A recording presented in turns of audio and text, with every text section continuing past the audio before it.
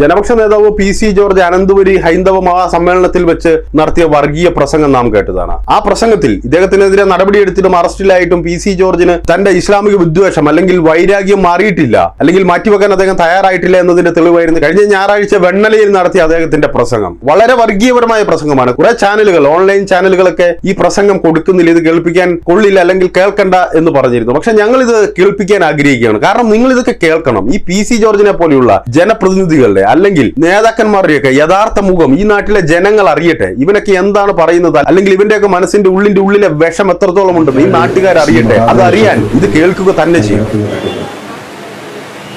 ഈ സമ്മേളനത്തിൽ അധ്യക്ഷപദം അലങ്കരിക്കുന്ന പ്രിയനായ ചന്ദ്രൻ അയ്യപ്പള്ളി, സ്വാഗതം ആശംസിച്ച ഡോക്ടർ വിനീകുമാർ, ആമുഖ പ്രസംഗം നടത്തിയ എൻ്റെ പഴയ സുഹൃത്തുകൂടിയായിട്ടുള്ള ട്രസ്റ്റ് ചെയർമാൻ ശ്രീ നന്ദകുമാർ, പ്രിയനായ പ്രദീപ്കുമാർ, ഈ ട്രസ്റ്റിൻ്റെ ഭാരവാഹികൾ, നല്ലവരായ മാതാപിതാക്കന്മാർ, സഹോദരി സഹോദരന്മാർ, സ്നേഹിതരും, ഞാൻ ഇവിടെ വരുന്നതിന് മുമ്പ് പ്രിയങ്കരായ നന്ദകുമാർ എന്നോട് പറഞ്ഞു, ക്ഷേത്രത്തിൽ വരുമ്പോൾ ആ ക്ഷേത്രത്തിൽ വന്ന് പ്രതിഷ്ഠ ഒന്ന് കണ്ട് നോക്കിയിട്ട് മനസ്സിൽ ഒരു കാര്യം തീരുമാനിക്കണം, ആ തീരുമാനം ഉടൻ നടപ്പാക്കുന്നതിനുള്ള. നന്ദകുമാർ പറഞ്ഞത് ശരിയാണോ എന്ന് പരീക്ഷിക്കണമെന്ന് എനിക്ക് നിർബന്ധമുള്ളത് കൊണ്ട് ഇവിടെ വന്ന് കയറി അവിടെ പോയി പ്രതിഷ്ഠ കണ്ട് തൊഴുത് ആ തന്ത്രി ഒന്ന് പ്രസാദം വാങ്ങി നെറ്റിയിൽ ചന്ദനം തൊട്ട് ഞാൻ ഒറ്റ പ്രാർത്ഥന നടത്തുന്നു. ഇന്ന് എൻ്റെ നാട്ടിലൊരു സഹകരണ ബാങ്കിലേക്ക് തെരഞ്ഞെടുപ്പ് നടക്കുകയാണ്. അവിടെ ഭയങ്കര സംഘർഷമായിരുന്നു. പക്ഷെ അവിടുന്ന് പോരാതിരിക്കാൻ പറ്റാത്തത് കൊണ്ടാണ് ഞാൻ ഇങ്ങോട്ട് പോകുന്നത്. ഞാൻ ഒറ്റ കാര്യം മാത്രമേ പറഞ്ഞു, സംശയത്തിനായ തമ്പുരാനെ മുഴുവൻ സ്ഥാനാർത്ഥികൾ 13 പേരും ജയിക്കണേ എന്ന് പറഞ്ഞുകൊണ്ടാണ് ഞാൻ അവിടെ നിന്ന് ഇവിടെ വന്ന് കയറി. ഇവിടെ ഇരുന്ന ഉടനെ എൻ്റെ ഗവൺമെൻറ് കൊണ്ടുവന്ന് ഫോൺ തന്നു. ഫോണ് ഇലക്ഷൻ കമ്മിറ്റിയുടെ കൺവീനർ ജോർജിൻ്റെതാണ്. ഞാൻ എന്താ ജോർജ്, നമ്മുടെ 13 പേരും ജയിച്ചു എന്ന് പറയുന്നു. ഇതിൽ കൂടുതൽ ഞാൻ എന്താണ് ഈ പ്രതീക്ഷയെപ്പറ്റി പറയുന്നത്? അതുപോലെ മനസ്സിലായി. നന്ദൻ എന്നോട് പറഞ്ഞ 100% സത്യമാണെന്ന് തെളിവ് ഇതിനു ഞാൻ സമർപ്പിക്കുക. വലിയ സന്തോഷമുണ്ടായ പ്രത്യേകമായി നന്ദി ഞാൻ രേഖപ്പെടുത്തുകയും ചെയ്യട്ടെ. ഇവിടെ ഉള്ള പ്രശ്നം എന്ത് എന്ന് ചോദിച്ചാൽ നമുക്ക് ചില കാര്യം പറയാതിരിക്കാൻ പറ്റുകയില്ല. ഇപ്പോൾ ഈ അടുത്ത കാലത്ത് പിണറായിയുടെ പോലീസുകാരൻ പാതിരാക്കി വന്ന് വീട് വളഞ്ഞു നിന്ന് 10-70 എണ്ണം 10-16 വണ്ടി, ഇത്രയും ബഹളം. അതിലേക്ക് ഒരു കാര്യം പറയട്ടെ, ഞാൻ നന്ദകുമാറായിട്ടുള്ള ബന്ധം എന്ന് പറഞ്ഞാൽ വർഷങ്ങളായിട്ടുള്ളതാണ്. നന്ദകുമാറിൻ്റെ അമ്മ ഇവിടെ ഇരിപ്പുണ്ട്. ആ അമ്മയെ ഞാൻ പ്രത്യേകം ഓർമ്മിക്കാതെ പോകാൻ കഴിയില്ല. ഈ ക്ഷേത്രത്തിന് പുനഃപ്രതിഷ്ഠ നടന്ന അന്നും ഞാനിവിടെ വന്നില്ല. ഇപ്പൊ ഒരു 4 കൊല്ലം അല്ലേ, 4 കൊല്ലം. അതും ഞാൻ ഓർമ്മിക്കുന്നു എന്ന് വിനയപരിശ്രമം അറിയിക്കാം. എന്നെ പറ്റിയുള്ള കാര്യം പറയാതെ പോകുന്നത് ശരിയല്ല. എന്താണ് ഞാൻ പറഞ്ഞത് എന്ന് നോക്കാതെ എനിക്കെതിരെ വലിയ പ്രചരണ രാജ്യം നടക്കുക.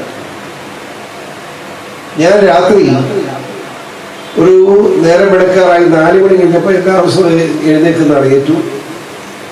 ഞാൻ ചാരി കസേര ചാരി പകുതി ചാരുള്ള കസേര അതിൽ ഇരിക്കുമ്പോൾ പുറത്തൊരു ബഹളം. ഇതെല്ലാം ഞാൻ നോക്കിയപ്പോൾ കുറേയേറെ പോലീസുകാർ നടക്കണം. അപ്പം ഞാൻ വിചാരിച്ചു ഈ മുസ്ലിം തീവ്രവാദികൾ എന്നെ കൊല്ലുമെന്ന് പറഞ്ഞിരിക്കുക. അപ്പോൾ എൻ്റെ സംരക്ഷണത്തിന് വന്നതായിരിക്കുമെന്ന് ഞാൻ വിചാരിച്ചു. ഒരു 4:50 ബഹളിക്കും. ഞാൻ വാതിൽ തുറന്നപ്പോൾ നോക്കിയപ്പോൾ എനിക്കറിയാം ട്രിവാൻഡ്രത്തെ സിറ്റി അസിസ്റ്റന്റ് കമ്മീഷണർ DYSP അദ്ദേഹമാണ് ബെല്ലടിച്ചത്. ഞാൻ എല്ലാ സുഹൃത്തെ ഇവിടെ രാത്രി വല്ല കുഴപ്പമുണ്ടോ? കുഴപ്പമൊന്നുമില്ല, ഒന്ന് തിരുവനന്തപുരം വരെ വന്നാൽ മതി എന്ന് പറഞ്ഞു. എന്താ പ്രശ്നം? എൻ്റെ പേരിൽ കേസ് എടുത്തിട്ടുണ്ട്, മതസൗഹാർദ്ദം തകർത്തു, 163A 295A പ്രകാരം കേസെടുത്തിരിക്കുകയാണ്. അറസ്റ്റ് രേഖപ്പെടുത്താനായിട്ട് തിരുവനന്തപുരത്ത് വരണം. ഞാൻ അയാളോട് ചോദിച്ചു, ദൈവമേ, നിങ്ങളൊരു സീനിയർ ഉദ്യോഗസ്ഥൻ, നിങ്ങൾ തിരുവനന്തപുരത്ത് ഈ 10-16 വണ്ടിയായിട്ട് ഒന്നാമത് 3000 കോടി രൂപ ഉദ്യോഗസ്ഥന്മാർക്ക് ശമ്പളം കൊടുക്കാനായിട്ട് കടമെടുക്കാൻ നടക്കുന്ന നാണം കെട്ട ഒരു ഗവൺമെന്റാണ് ഈ പോലീസുകാരും ഇവിടെ വീട്ടിലോട്ട് പറഞ്ഞു വിട്ടിരിക്കുന്നത്. അപ്പൊ ഞാൻ ചോദിച്ചു, എന്ത് നിങ്ങൾ വന്ന് ഇവിടെ ഫോണിൽ വിളിച്ചാൽ പോയി, ഞാൻ തിരുവനന്തപുരത്ത് വരുമല്ലോ, നിങ്ങൾ അറസ്റ്റ് ചെയ്യുമോ കൊല്ലുമോ ഇതിനോ എന്താണ് ചെയ്യാമല്ലോ, എന്തിനു നിങ്ങൾ ഇവിടെ വേണം വെച്ചു. അപ്പൊ അദ്ദേഹം പറഞ്ഞു, ഞങ്ങളുടെ കുഴപ്പമല്ല, മുകളിൽ നിന്നുള്ള നിർദ്ദേശമാണ്. അപ്പൊ എനിക്ക് മനസ്സിലായ നിർദ്ദേശമാണ്. അപ്പോൾ ഇതൊന്നും പറയാനില്ല. ഞാൻ വെച്ച് കുളിക്കാൻ സമ്മതിക്കുന്നുണ്ടോ, എന്നെ കുളിക്കാതെ കയറിക്കാൻ ഞാൻ തീരുമാനിച്ചു. അപ്പൊ അവർ വേണ്ടി കുളിക്കാം, കുഴപ്പമില്ല, ശരി. കുളിയെല്ലാം കഴിഞ്ഞ് ഇറങ്ങി വന്നു.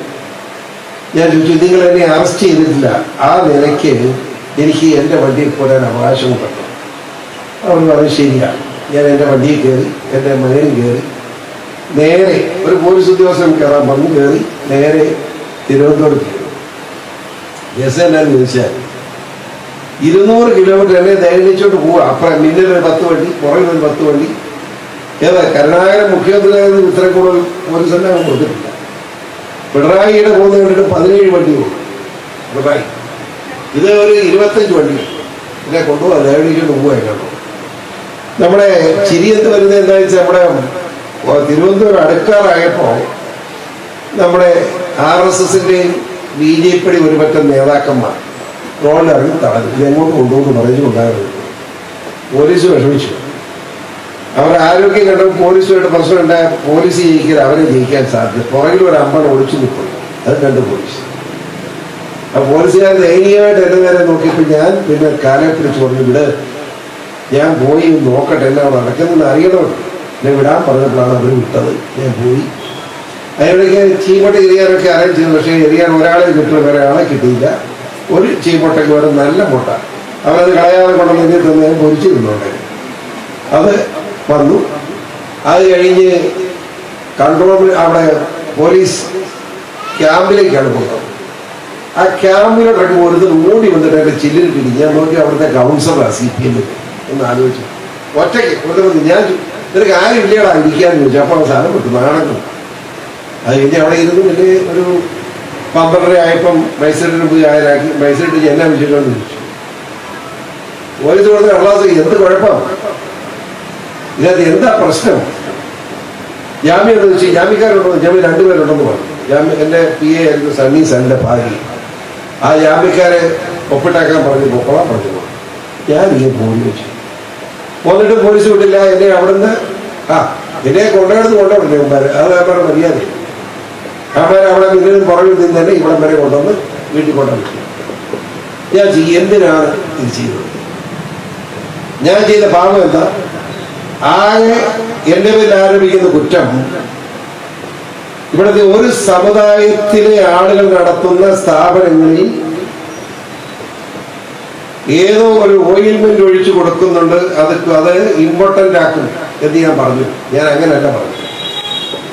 ഞാൻ പറഞ്ഞത്, എന്നോടൊരു വ്യക്തി സങ്കടത്തോട് പറഞ്ഞ കാര്യം സത്യമാണെങ്കിൽ, വയനാടുകാരനാണ് പറഞ്ഞത്, ഇതുപോലെ ഭക്ഷണത്തിൽ ഓയിൽ ഒഴിച്ചു കൊടുത്തു, അങ്ങനെ നിർവീര്യനാക്കാനുള്ള ശ്രമം നടന്നു, ആശുപത്രി പോകേണ്ടി വന്നു എന്ന് പറഞ്ഞിട്ടുണ്ട്. അത് മര്യാദകളാണ് എന്ന് ഞാൻ പറഞ്ഞു. ശരിയാണ്. അതിനാണ് പിണറായിയുടെ പോലീസ് എൻ്റെ പേര് കേസെടുക്കുന്നത്. ഞാൻ ആ പറഞ്ഞിരുന്ന തെറ്റ് ഈ മനസ്സിലായില്ല. അത് നമ്മളെ സോഷ്യൽ മീഡിയ എടുത്ത് നോക്കിക്കോളൂ. സോഷ്യൽ മീഡിയയിൽ മതപണ്ഡിതന്മാരായിട്ടുള്ള മുല്ലാക്കന്മാര് താടിയും തൊപ്പിയും വെച്ചിട്ട് ഇങ്ങനെ പറയുന്നത്, ഞങ്ങളുടെ ഭക്ഷണം നല്ല ടേസ്റ്റാ. അതിന് കാരണം കുക്ക് രാവിലെ പല്ല് തേക്കാതെ ഓതി തുപ്പും 3 പ്രാവശ്യം. അതുകൊണ്ടാണ് ഇത്. അവര് മുല്ലാക്കാതെ പറഞ്ഞാലും ഞാൻ എന്ത് ചെയ്യാനാണ്? സോഷ്യൽ മീഡിയ നോക്കിക്കോളൂ. ഇപ്പൊ എന്റെ ഫോണിൽ കാണിച്ചു തരാം. ഇതിൽ എന്നെ കുറ്റപ്പെട്ട എന്താ കാര്യം? അവര് തന്നെ പറയുക, നബിദിനമേനിയുടെ തുപ്പല് മർക്കത്താണ്, പിന്നെ അത്തറാണ്, ഇത് തുപ്പല്. ഇതൊക്കെ പറഞ്ഞ് എനിക്കൊന്നും വിരോധമില്ല. ഞാനിത് തുപ്പൽ നിന്നാനും പോകുന്നില്ല, അതിന് അഭിപ്രായവുമില്ല. അതൊക്കെ അവര് പറയുന്നത്. എന്നിട്ട് എന്റെ മുഖത്തുകൊണ്ട് കേട്ടിട്ടുണ്ടെന്നാണ് ഞാൻ ഉദ്ദേശിക്കുന്നത്. അപ്പോ എന്നെ കേസിൽ പ്രതിയാക്കിയപ്പോ എനിക്കൊരു ചോദ്യമുണ്ട്, പിണറായി വിജയൻ നാട്ടിലുണ്ടോ? പുള്ളിപ്പം അമേരിക്കൻ സാമ്രാജ്യവാദികൾക്കെതിരെ പോരാടാൻ ശക്തി സംഭരിക്കാൻ വേണ്ടി അദ്ദേഹം അമേരിക്കയിൽ ചികിത്സയ്ക്ക് പോയിരിക്കുകയാണ്. അപ്പൊ അദ്ദേഹം മാത്രമല്ല സാമ്രാജ്യ ശക്തിക്കെതിരെ പോരാടുന്നത്, സാമ്രാജ്യ ശക്തിക്കെതിരെ പോരാടാൻ CPM മുഴുവൻ വേണമല്ലോ. അതുകൊണ്ട് പാർട്ടി സെക്രട്ടറിയും അമേരിക്കയിൽ പോയിരിക്കുക, ചികിത്സിച്ച് ആരോഗ്യം പഠിപ്പിക്കാൻ അമേരിക്കക്കെതിരെ പോരാടാൻ.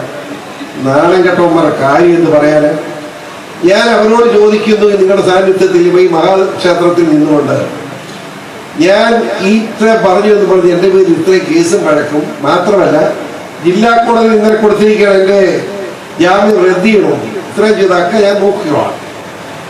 എന്നാൽ ഈ വായിക്കുന്ന കാര്യങ്ങളെ പറ്റി എന്താണ് പിണറായിക്ക് പറയാനുള്ളത്?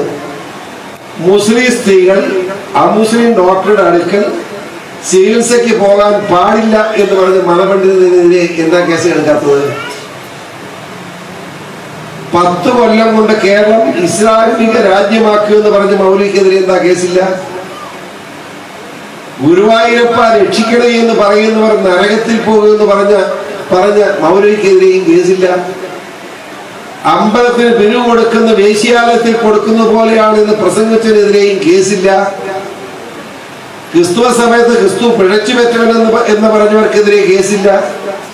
പിന്നെ PCOക്കെതിരെ എന്തിനാ കേസ് എടുക്കുന്നത് പറയാം. ഇത്രയും കാര്യങ്ങൾ ഈ രാജ്യത്ത് നടന്നില്ല, സംസ്ഥാനത്ത് നടന്നല്ലോ, അവരുടെ ആരെയും പേര് കേസില്ലല്ലോ. പിന്നെ എന്തിനാണ് എന്റെ പേര് കേസ് എടുക്കുന്നത്? അപ്പൊ പിണറായിയുടെ ഉദ്ദേശം എന്താ?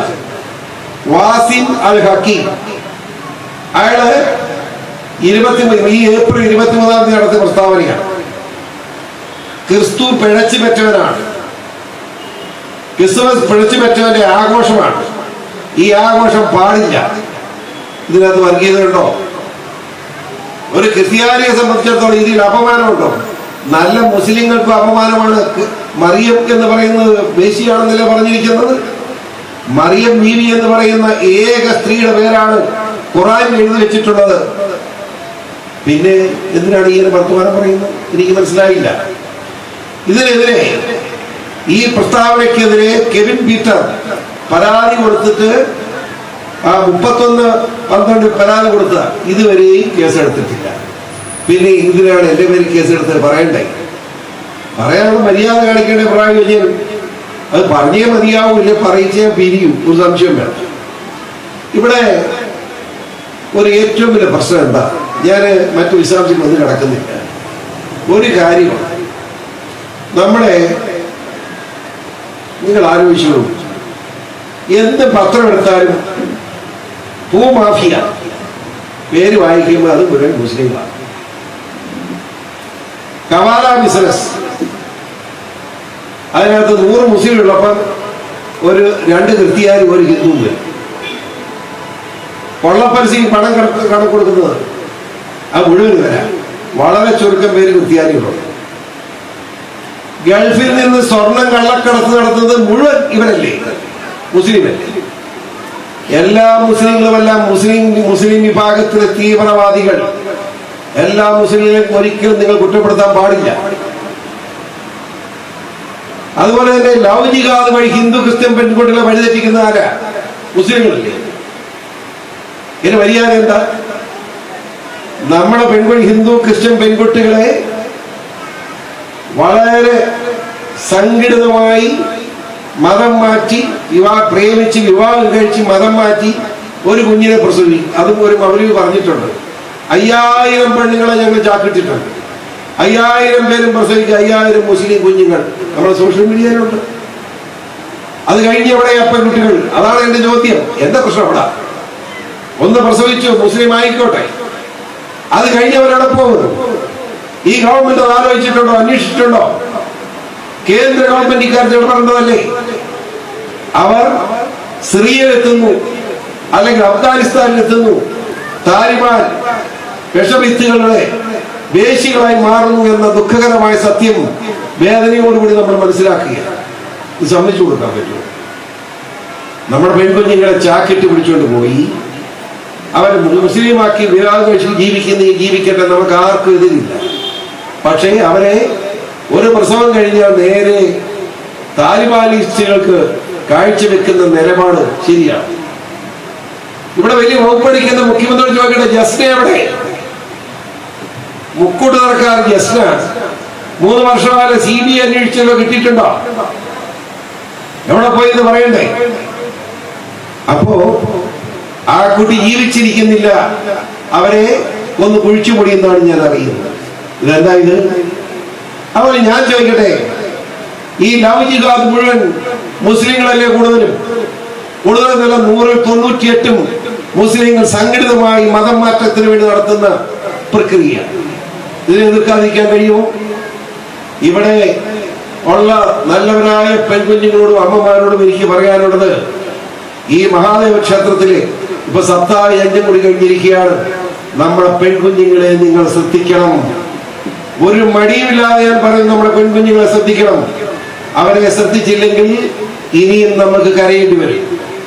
ഞാൻ ചോദി, അടുത്ത കാലത്തല്ലേ ഇവിടെ 3 ഹൈന്ദവ കുടുംബാംഗങ്ങൾ ആത്മഹത്യ ചെയ്തത്? ആരാണ് കാരണക്കാരൻ?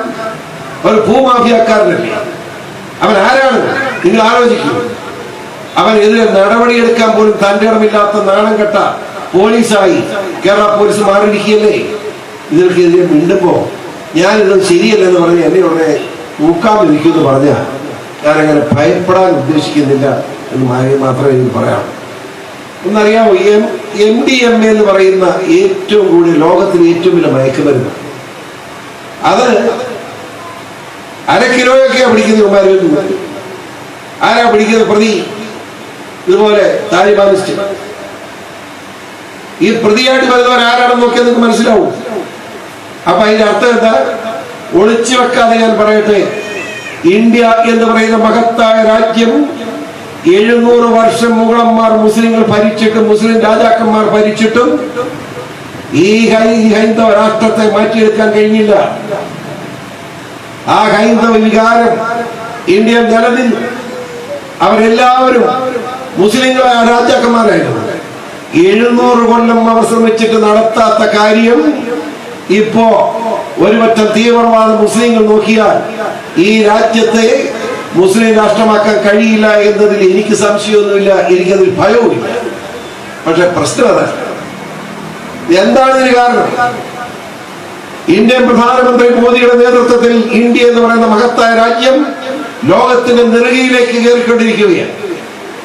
അമേരിക്കയാണ് സാമ്പത്തികമായി മുന്നിൽ എന്ന് പറയുമെങ്കിലും അമേരിക്കയെ പോലും കവച്ചു വെച്ചുകൊണ്ട് അതിലും വലിയ സാമ്പത്തിക ശക്തിയായി ലോകമെമ്പാടും ജനം അംഗീകരിക്കുന്ന, രാജ്യങ്ങൾ അംഗീകരിക്കുന്ന നേതൃത്വമായി ഇന്ത്യ രാജ്യം മാറിക്കൊണ്ടിരിക്കുന്നത് കാണുമ്പോ ഇത് തകർക്കണമെന്ന് നിർബന്ധമാർക്കാം. ആ തകർക്കണം എന്നാഗ്രഹിക്കുന്ന ഇന്ത്യയുടെ ജനാധിപത്യത്തെ തകർക്കണം, ഭരണ സംവിധാനത്തെ തകർക്കണമെന്ന് ആഗ്രഹിക്കുന്ന ഭീകര ജീവികൾ, ആ ജീവികളാണ് കേരളത്തിലും ഇന്ത്യയിലും ഈ മതേതരത്വത്തിനെതിരായി ജിഹാദ് വെളിയുമായി നടക്കുന്നത്. ഇതിന് പുറകിൽ പാകിസ്ഥാൻ മാത്രമാണെന്ന് ഞാൻ കരുതുന്നില്ല. പാകിസ്ഥാൻ ഉൾപ്പെടെയുള്ള വിദേശ രാജ്യങ്ങൾ ഈ രാജ്യത്ത് അരാജകത്വം സൃഷ്ടിക്കണം, നമ്മുടെ വളർച്ചയെ മുരടിപ്പിക്കണം, നമ്മുടെ വികസന മേഖലയെ തകർക്കണമെന്ന ലക്ഷ്യത്തോടുകൂടി നീങ്ങുമ്പോ ഒറ്റക്കെട്ടായി ഈ രാജ്യത്തെ ഹൈന്ദവ സമൂഹവും ഇവിടുത്തെ ക്രൈസ്തവ സമൂഹവും മാന്യന്മാരായ മുസ്ലിം സഹോദരന്മാരും ഒരുമിച്ച് ചേർന്നുകൊണ്ട് മുന്നോട്ട് പോയെങ്കിൽ മാത്രമേ ഈ രാജ്യത്തെ നല്ല നിലയിലാക്കിയെടുക്കാൻ കഴിയൂ എന്ന് പറയാൻ ഞാൻ ആഗ്രഹിക്കുന്നു. ഇതിന് വിട്ടുവീഴ്ചയില്ലാത്ത കാര്യമാണ്. ഇങ്ങനെ പോയേ പറ്റുള്ളൂ. ഇസ്ലാം എന്ന വാക്കിന്റെ അർത്ഥം എന്നാണ്? I should love all men എന്നാണ് ഇസ്ലാം. ഐ ഷുഡ് എന്ന് പറയുന്നത് ലവ് ഓൾ മെൻ. മനസ്സിലായി? ഇസ്ലാമിന്റെ അർത്ഥം അതാണ്. ഇവിടെ എല്ലാവരും പോയിട്ട് ആരെങ്കിലും ഒന്ന് സ്നേഹിക്കണ്ടേ? നോക്കുക, ആരെങ്കിലും സ്നേഹിക്കണം, ആരെങ്കിലും ഒന്ന് സ്നേഹിക്കണ്ടേ? ഇവരെന്തിനാണ് ഈ കൺവെൻഷൻ നടക്കുന്നത്? ഇവിടെ പണ്ടുകാലം പോലെ കുറെ ക്രിസ്ത്യാനികളാണ് ഈ ആളുകളെ കൺവേർട്ട് ചെയ്തത്, അതെ, ക്രിസ്ത്യൻ മതത്തിലേക്ക്. ഞാനത് വളരെ വിശദമായി പഠനം നടത്തി.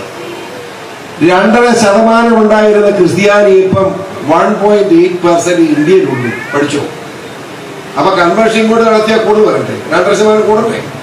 ആ 2.5% 1.8 ആയി കുറഞ്ഞിരിക്കുക ക്രിസ്ത്യാനി.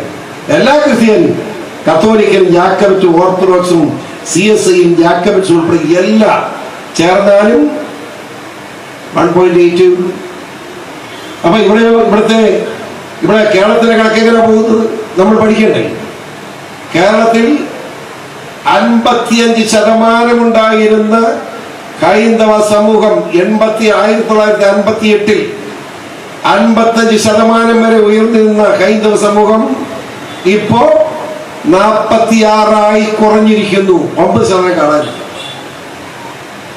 ക്രിസ്ത്യാനിയോ 58-ൽ 25% ഉണ്ടായിരുന്ന ക്രിസ്ത്യാനി കുറഞ്ഞ് 14% ചുരുങ്ങിയിരിക്കുന്നു. 58-ൽ 14% ഉണ്ടായിരുന്ന ഇസ്ലാം മതവിശ്വാസികൾ ഇപ്പോൾ 32% ഉയർന്നിരിക്കുന്നു. ഈ സന്തോഷമാണ്, കുഴപ്പമൊന്നുമില്ല. അവര് വർദ്ധിക്കട്ടെ, നല്ലതാണ്. ഈ രാജ്യത്ത് സ്വാഭാവികമായി മനുഷ്യ വിഭവശേഷി വളരെ വലുതായി വേണ്ട, എനിക്ക് തർക്കമില്ല. പക്ഷെ എനിക്ക് നിങ്ങൾ ഹിന്ദുക്കളോട് കൃത്യമായിട്ട് പറയാനുള്ളത്, മുസ്ലിങ്ങൾ മാത്രമായി വളർന്നുകൊണ്ട് കാര്യമില്ല. മനുഷ്യ വിഭവശേഷി അവർക്ക് മാത്രമല്ല, ഹിന്ദുക്കൾക്കും ക്രിസ്ത്യാനിക്കും വേണം. നിങ്ങൾ സഹോദരിമാരോട് എനിക്ക് പറയാനുള്ളത്, ഒരു 4 കൊച്ചുങ്ങളെങ്കിലും തള്ളയാകാനുള്ള ബാധ്യത നിങ്ങൾ ഏറ്റെടുക്കണം. അതുപോലെ എല്ലാം രക്ഷപ്പെടുകയല്ല, പലർക്കും നാണം വരും. നാണിക്കണ്ട, നല്ല കാര്യം പറഞ്ഞാൽ എല്ലാ പിള്ളേർക്കും പറയാം. ഒരു 4 പിള്ളേർ വേണം. നമ്മളെ 8ഉം 10ഉം ഒക്കെ ഉണ്ടാവും. പക്ഷെ ഒരു 4 വേണം. താരതമ്യപ്പെടുത്തി നമ്മുടെ ശക്തി, ക്രയശക്തി ഒന്ന് വർദ്ധിപ്പിച്ചെടുക്കാൻ, അല്ലാതെ മുസ്ലിങ്ങളെ തോപ്പിക്കാനല്ല. മുസ്ലിം ജയിക്കട്ടെ, നമുക്ക് തർക്കമില്ലെന്ന്. പക്ഷെ അവര് മാത്രമായാൽ സന്തുലിതാവസ്ഥ നഷ്ടപ്പെടും. ഈ വിവരമില്ലാത്ത മുല്ലാക്കന്മാരിങ്ങനെ വിവരക്കേട് പറഞ്ഞ് കേൾക്കേണ്ട ഗതികേടുണ്ടാവും. അത് ഉണ്ടാകാതിരിക്കാനാണ് ഞാനിത് പറയുന്നത്. ഞാനൊരു കാര്യം കൂടെ ചോദിക്കട്ടെ. ഇവിടെ ഈ നമ്മുടെ വെണ്ണല തൈക്കാട് ശ്രീ മഹാദേവ ക്ഷേത്രം, ഇവിടെ ഒരു ട്രസ്റ്റ് ചെയർമാനും മെമ്പർമാരും ഒക്കെ ഉണ്ട്. പക്ഷെ കേരളത്തിലെ ക്ഷേത്രങ്ങൾ ആരാകെ വിഷമാണ്. ഞാൻ കേരള നിയമസഭ പറഞ്ഞ കാര്യമാണ്, അത് നിങ്ങൾ പേടിക്കണ്ട. അല്ലെ എന്നെ ആരും മൂക്കി എത്താനൊന്നുമില്ല. ക്ഷേത്രം ഹൈന്ദവ വിശ്വാസികൾ കയ്യിലിരിക്കണം. ഇപ്പൊ ദേവസ്വം ബോർഡിലില്ല, ദൈവം ഇല്ലെന്ന് പറയുന്നതാണ് ക്ഷേത്രം ഭരിക്കുന്നത്. പിന്നെ ഇങ്ങനെ ക്ഷേത്രം നന്നാകുന്നു എനിക്ക് മനസ്സിലായില്ല. ദേവസ്വം മന്ത്രി ഈ ദേവസ്വമെ പിരിച്ചുവിടണം. ക്ഷേത്രങ്ങൾ ഹൈന്ദവ വിശ്വാസികളുടെ കൈകളിൽ ഏൽപ്പിച്ചു കൊടുക്കണം. അതാണ് അതിന്റെ മര്യാദ. അതിന് പകരം ഇവിടെ നിങ്ങളുടെ കയ്യിലാണ്. ബാക്കി കേരളത്തിലെ മുഴുവൻ ക്ഷേത്രങ്ങളും തന്നെ ദേവസ്വം ബോർഡിൽ ഇരിക്കുക. ശബരിമല പോലും ഉറങ്ങില്ല. പോലെ കിട്ടുന്ന കാശെല്ലാം കൂടെ പുട്ടടിച്ച് കിടക്കല്ലേ മന്ത്രിമാരെല്ലാം പോലെ. ശരിയാണോ? നമുക്ക് സമ്മതിക്കാൻ പാടില്ല. അടുത്ത നിയമസഭാ തെരഞ്ഞെടുപ്പിൽ കേരളത്തെ ഏറ്റവും വലിയ വിഷയമാക്കി ഉയർത്താൻ പോകുന്ന ആ വിഷയമാണ്. ഒരു സംശയം വേണ്ട. പറയാം, കേരളത്തിലെ ജനങ്ങൾ തീരുമാനിക്കട്ടെ. ഇവിടെ ആരെ ക്ഷേത്രം ഭരിക്കണം? ക്ഷേത്രം ഭരിക്കുന്ന ദൈവവിശ്വാസം ഇല്ലാത്ത ക്ഷേത്രത്തിലേക്ക് പോകുന്നത്, അത് എതിർത്തേ മതിയാവും. അതുപോലെ തന്നെ ഞാൻ ചോദിക്കട്ടെ, നമ്മുടെ ന്യൂനപക്ഷം എന്ന് പറയുന്ന 32%, ഇപ്പൊ ന്യൂനപക്ഷമല്ല അവര്, ഇസ്ലാം മതവിശ്വാസികൾക്ക് മക്കയ്ക്ക് പോകാൻ സബ്സിഡി ഉണ്ട്. ഇന്ത്യ ഗവൺമെന്റ് കൊടുക്കുക സബ്സിഡി, കേരള സർക്കാർ കൊടുക്കുക, മക്കയ്ക്ക് പോകുക. ഇവിടെ അതുപോലെ തന്നെ ലോകത്തിലെ ഏറ്റവും വലിയ തീർത്ഥാടന കേന്ദ്രമായി മാറിയിരിക്കുകയാണ് ശബരിമല. ആ ശബരിമലയിലേക്ക് പമ്പയെന്ന് ബസ്സുണ്ട്. ആ ബസ്സിന് KSRTCക്ക് മാത്രമേ ഉള്ളൂ. അത് ഇരട്ടി കാശ് ഹിന്ദുക്കളെ പിടിച്ചു പഠിക്കുക. അതിന് മര്യാദയല്ല. മുസ്ലിങ്ങൾക്ക് പോകാൻ സബ്സിഡി, ഹിന്ദുക്കൾക്ക് ദൈവത്തെ കാണാൻ പോക്കറ്റിൽ ഇരട്ടി കാശ് കൊടുക്കും. അതിന്റെ മര്യാദ എന്താ? ഇതൊക്കെ ഞാൻ നിയമസഭയിൽ ചോദിച്ച കാര്യങ്ങളാണ് ഇവിടെ നിങ്ങളുടെ മുമ്പിൽ ചോദിക്കുന്നത്. നമ്മുടെ അറബി സ്കൂളിൽ നമ്മുടെ ഓത്തുപള്ളിക്കൂടമുണ്ട് മുസ്ലിം. നല്ല കാര്യമാണ്, പിള്ളേരെ പഠിപ്പിക്കാൻ. ആ ഓത്തുപള്ളിക്കൂടത്തിൽ മുല്യാക്ക് ശമ്പളമല്ല, ക്ഷേമനിധിയിൽ നിന്ന് ഫണ്ട് കൊടുക്കും. തീർന്നില്ല, പെൻഷനും കൊടുക്കുന്നു. കുഴപ്പമില്ല. ഇവിടെ ന്യൂനപക്ഷമുള്ള ക്രിസ്ത്യാനിയുടെ വേദപാഠം പഠിപ്പിക്കുന്നവർ തന്നെ കൊടുക്കുന്നുണ്ടോ? അല്ലെങ്കിൽ അവിടുത്തെ ഒരു വിസ കൊടുക്കുന്നില്ലല്ലോ. പിന്നെ ഒരു സമുദായത്തിന് മാത്രമായിട്ട് എന്തിനു കൊടുക്കുന്നു? ഇതൊക്കെ സന്തുലിതാവസ്ഥ, മനുഷ്യന്റെ സന്തുലിതാവസ്ഥ, സമുദായങ്ങളുടെ സന്തുലിതാവസ്ഥ തകർക്കുന്ന ഇടപാടാണ്. ഇത് ഗുണകരമല്ല. അതുകൊണ്ടാണ് ഇതൊക്കെ പറയുന്നത്. ഞാൻ ഒരു വർഗീയതയും പറയാൻ ഉദ്ദേശിക്കുന്നില്ല, ആഗ്രഹം എനിക്കില്ല. മുസ്ലിങ്ങൾ കൂടുതൽ നന്നായി വരട്ടെ എന്നാണ് എൻ്റെ പ്രാർത്ഥന. പക്ഷേ ആ മുസ്ലിങ്ങളെ തീവ്രവാദികൾ, ഇടതുപക്ഷം, പിണറായി വിജയൻ, SDP ഉൾപ്പെടെ തീവ്രവാദ മുസ്ലിങ്ങളുടെ പിണികളായിട്ടല്ലേ പ്രവർത്തിക്കുന്നത്, നിഷേധിക്കാൻ കഴിയുമോ? എന്നാലോചിച്ച് എല്ലാ സംഘടനകളിലും മുസ്ലിങ്ങൾ തീവ്രവാദികൾ ഒഴിഞ്ഞു കയറിക്കൊണ്ടിരിക്കുക. എന്റെ പാർട്ടിയിലുകൊണ്ട് എനിക്കറിയാം, അതുകൊണ്ട് തന്നെ പറഞ്ഞു SDP ആളുകൾ തൊഴിഞ്ഞു കയറില്ല. എല്ലാ പാർട്ടിയിലും അവരുടെ ആളുകൾ വേണം. ഇവിടെ വലിയ തമാശ ഉണ്ടായി.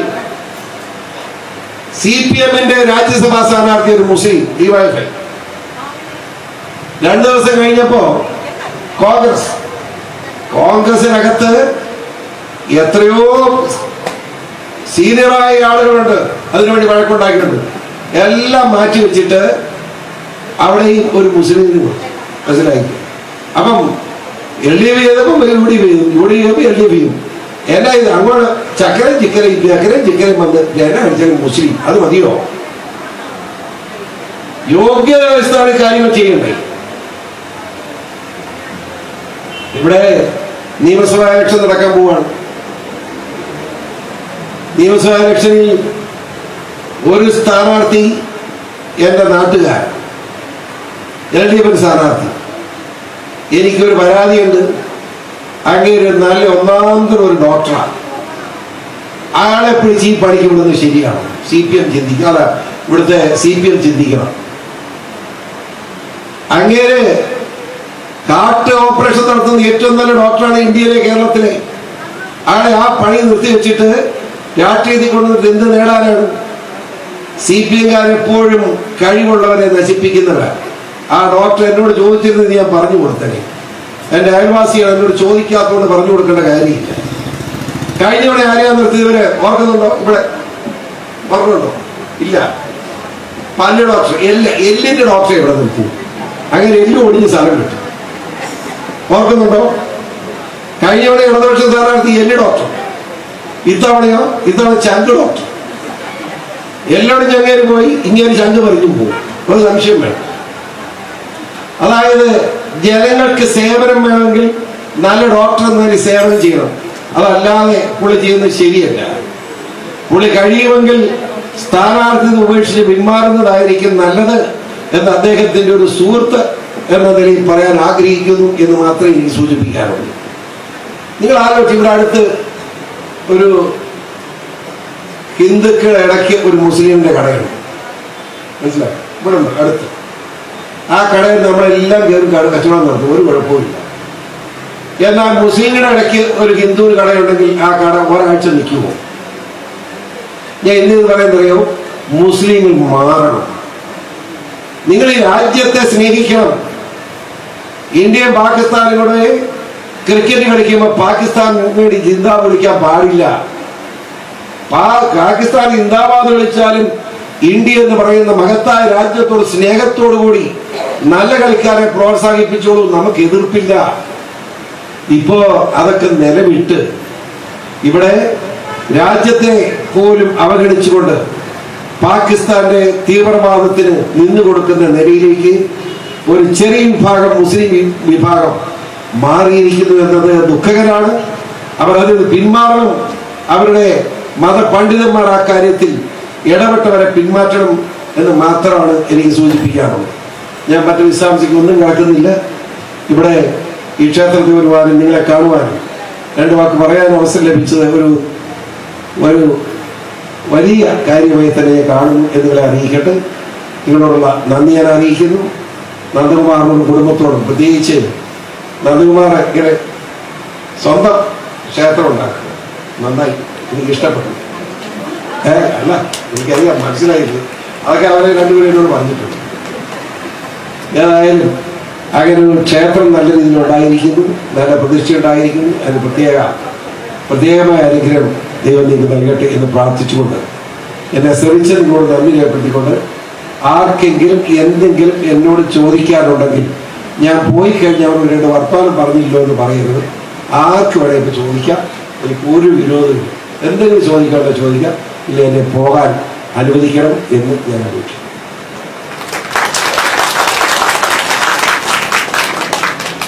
ആരും ചോദിക്കാനൊന്നുമില്ലല്ലോ, ഒന്നുമില്ലല്ലോ. വളരെ ഉപകാരം. Thank you.